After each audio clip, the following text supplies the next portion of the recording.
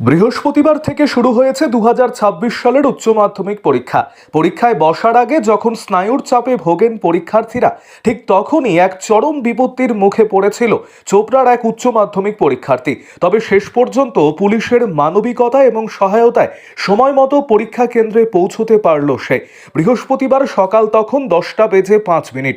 চোপড়ার 3 মাইল বাসস্ট্যান্ডে দাঁড়িয়ে ঘড়ির কাঁটার দিকে তাকিয়ে রীতিমতো ঘামছিলেন এক উচ্চ মাধ্যমিক পরীক্ষার্থী। দীর্ঘক্ষণ অপেক্ষা করেও কোনো গাড়ি বা বাস না মেলায় পরীক্ষা কেন্দ্রে পৌঁছানো নিয়ে তৈরি হয় চরম অনিশ্চয়তা। হাতে সময় খুব কম থাকায় রীতিমতন দিশেহারা হয়ে পড়েছিল ওই পড়ুয়া। ঠিক সেই সময় দেবদূতের মতো এগিয়ে আসেন চোপড়া থানার ট্রাফিক ওসি উজ্জ্বল রায়। পরীক্ষার্থীর অসহায় অবস্থার কথা জানতে পেরে বিন্দুমাত্র সময় নষ্ট করেননি তিনি। নিজের বাইকে বসিয়ে দ্রুত গতিতে ওই পরীক্ষার্থীকে নিয়ে রওনা হন নির্দিষ্ট পরীক্ষা কেন্দ্রের দিকে।